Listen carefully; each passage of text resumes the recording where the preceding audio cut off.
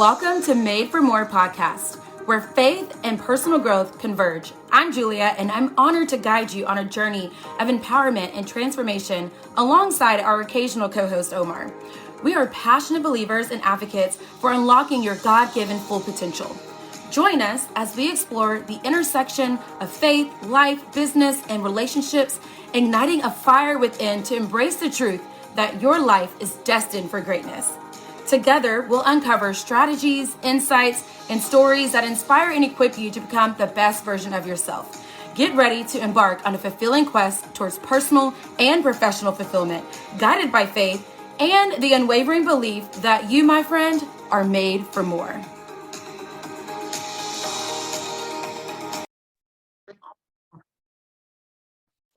Hey, you guys, welcome back to another episode of Julia Keeps It Real. I know it has been a hot second, and honestly, I'm in the space now, season 3. If I don't have something good and valuable to share with you, it's not really about like I have to produce a content or an episode every week. It's more so just like if there's not something good and valuable on my mind, then I'm not dropping an episode. But I do have like 3 or 4 episodes that I'm going to be dropping to you. I do have some content that I need to drop. I just have to record it. So hopefully for the next few weeks, I will have some content for you because I do have some goodness. Some of it is faith-based. Some of it is business-based, life tips. So it'll all be coming at you. Look at the titles, get what what works for you, but hopefully it'll bless you in some type of way. If you're not in business, maybe it'll be some of the life stuff, or maybe if you are in business, but maybe you can apply some of the faith-based things into your life in business. Either way, I just hope this episode will give you some like fresh like revelation, because honestly, I never thought about this before until I was reading my devotional. And it literally dawned on me. A lot of times you hear people talk about like if you are an introvert or an extrovert. And I personally have, I don't know. I know there are some of y'all out here like me, because hello, there's a lot of y'all that follow me that we're similar people, right? That's why we probably connect. And you feel like you're an extrovert introvert, like you are not super introverted, but you're not super extroverted. Like you like to hang out and socialize, but then you get kind of overstimulated by that. So you need some time alone. So I've always I won't say always. I used to think I was an extrovert. Like growing up, I loved being around people. I loved hosting the parties. I loved being a cheerleader. I loved being social. I was like, I would consider myself a cool kid or whatever. So that was like my jam. I didn't have to be like center of attention. I never liked that per se. But I like to be like in the mix. Okay. And then as I've gotten older, I think I've just been more in tune with the real me and like the real person that I'm like, yeah, I don't really like these things. I think I just liked those things because I felt like that's what I had to like. Like I felt like society told me I'm supposed to like going to parties in college. I felt like society told me I'm supposed to enjoy these things, right? And then, but I'm also not the person, like I know some people are like would love to like curl up and like read a good book. Like that's not me either. So I'm not like super introverted like that, okay? But I think because of my job, like I have 700 kids in my building, hundreds of staff, just a lot of people. My job is around serving people. It's not around like I don't get to work from home or just like my work is at my desk and then I leave for the day. Like my job is people. So, and honestly, a lot of times people expect me to like solve problems or answer problems for them, even if they are not sure how to problem solve for themselves. Like I have to kind of work with them on how to do that. So I just kind of feel like I get picked out all day. You know what I mean? Like I feel like by the end of the day, I look like a bird that's been like picked out with feathers like all over themselves, right? So by the time I am ready to go home, I'm kind of like needing some solitude and time to myself, in alone time. So that's why I think sometimes I've become more introverted in the last few years of my life, because I spend so much time with people that when I do have time to do things with people, to go hang out and do gatherings. I'm like, oh my God, no, like I just cannot, like, I don't have the energy. I have been around people for day, whereas other people in society since post-pandemic, like if you've been cooped up in the house or you still work from home, like you're ready to go out, you're ready to see people, where I'm like, I'm ready to go out maybe, but like with a few people. Like I'm about quality time, not like an abundance amount of people. So I say all that to say, I know that's a lot. I say all that to say, I'm reading this devotional and it's about alone time with God. And it starts off with talking about if you're an introvert, you kind of need, your time alone to, re-zap your energy and time, in quiet, right? If you're an extrovert person, they need time with people to give them more like spunk and energy, right? But the funny thing is, you guys, it doesn't matter if you are an extrovert or an introvert.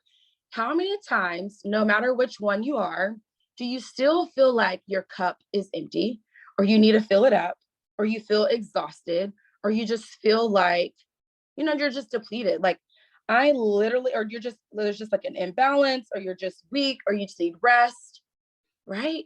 And I was feeling that not too long ago. I was emotionally drained. My staff is losing, or my school is losing a lot of staff because we have a new school opening up. So we're losing staff and students. It's the transfer season time at my building. It's the time of year where people are going to start looking for new jobs. It's that season when February, March opens around, like I just noticed that's the time of year, but it's a little bit on a bigger magnitude right now because of all the changes with school openings and things like that. And also, I do enjoy that people feel like they could come to me to vent to me, to like talk to me. They feel like they could trust me with their the way they're feeling. But I just end up caring a lot because I don't know, I feel the emotions of that. And then I don't know, it just was an emotionally draining week, and then family things, and then, my own personal stuff. And then I can't remember what else was going on. And like, I think it just was like, I am drained. So it doesn't matter if I'm an introverted person, extroverted person. I'm just like, I am spent. Like I am just, I just need rest. And it wasn't until I picked this devotional up, and I'm so thankful for God's timing in this revelation. But basically it's saying it doesn't matter what you are. Everyone needs alone time with God. And that was something I realized. I'm like, did I really spend alone time with God? Like, did I go to him? Was I praying about things as much as I was worrying about things? Was I in my devotional? Was I in my Bible? Was I spending time with God as much as I normally do to help fill my soul, fill my cup, fill my energy, my strength, and my power back up, to get my balance back? And the answer to that question was no. And once I got more plugged back in, once I gave myself rest, once I spent some time with God, and of course, I was like, thank God for a 4-day weekend, which is what I'm in the middle of right now. So I'm able to have this podcast. I record this podcast episode. So all those things have been helpful to help me like have more zen and balance back in my life. But I'm just going to read this part from the devotional. It says, but whichever you are, introverted or extroverted, you are the only way to truly feel, let me reword that. But whichever you are, which they're talking about introverted or extroverted, the only way to truly fill your cup of completeness is by spending time alone with God. Being still in his presence is the only source that genuinely fills your heart and mind with the rest, strength, power, and wisdom needed for a successful and balanced life. And I just think back to time, like Jesus in the wilderness, whenever he was and multiple times he would go away to rest, but also to have alone time with God. And so that's just something that I just wanted to share with you guys today. I love this other part in the devotional. It comes from Mark 6:31. So it's biblical in the word. He said to them, come away by yourself to a remote place and rest for a while. So if you are in a space where you're like, oh, I'm just like, I can't people today, right? Because it's like too many people is too much. Or you like being around a lot of people and you feel like you have a lot of people and it's still not enough. Guess what else you need? You need that alone time with God.